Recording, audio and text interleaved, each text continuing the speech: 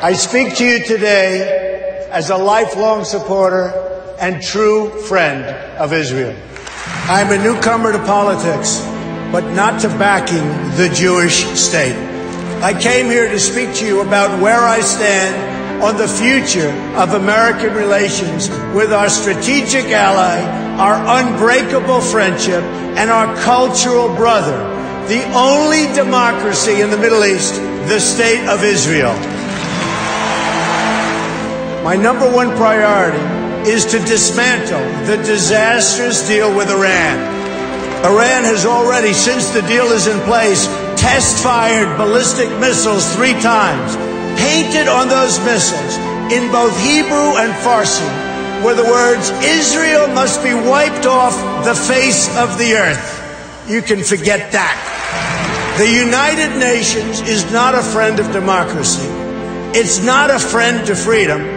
It's not a friend even to the United States of America, where, as you know, it has its home. And it surely is not a friend to Israel. When I'm president, believe me, I will veto any attempt by the UN to impose its will on the Jewish state. It will be vetoed 100%. Israel has been trying to sit down at the negotiating table without preconditions for years. You had Camp David in 2000, where Prime Minister Barak made an incredible offer, maybe even too generous. Arafat rejected it. In 2008, Prime Minister Olmert made an equally generous offer. The Palestinian Authority rejected it also. Then John Kerry tried to come up with a framework, and Abbas didn't even respond, not even to the Secretary of State of the United States of America. They didn't even respond. When I become president, the days of treating Israel like a second-class citizen will end on day 1. I will meet with Prime Minister Netanyahu immediately.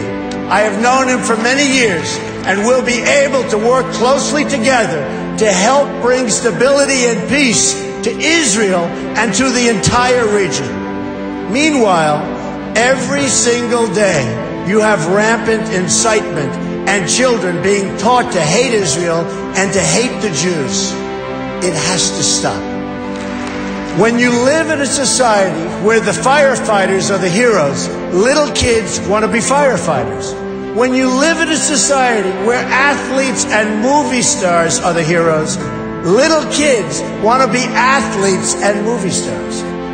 In Palestinian society, the heroes are those who murder Jews. You cannot achieve peace if terrorists are treated as martyrs. Glorifying terrorists is a tremendous barrier to peace. There is no moral equivalency. Israel does not name public squares after terrorists. Israel does not pay its children to stab random Palestinians.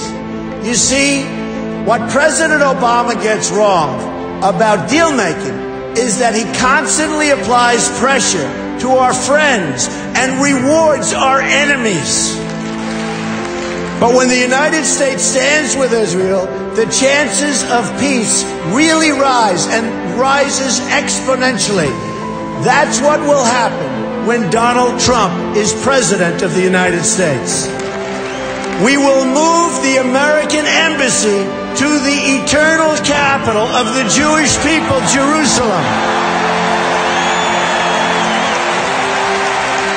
And we will send a clear signal that there is no daylight between America and our most reliable ally, the State of Israel. The Palestinians must come to the table knowing that the bond between the United States and Israel is absolutely, totally unbreakable. They must come to the table willing and able to stop the terror being committed on a daily basis against Israel. They must do that. And they must come to the table willing to accept that Israel is a Jewish state and it will forever exist as a Jewish state.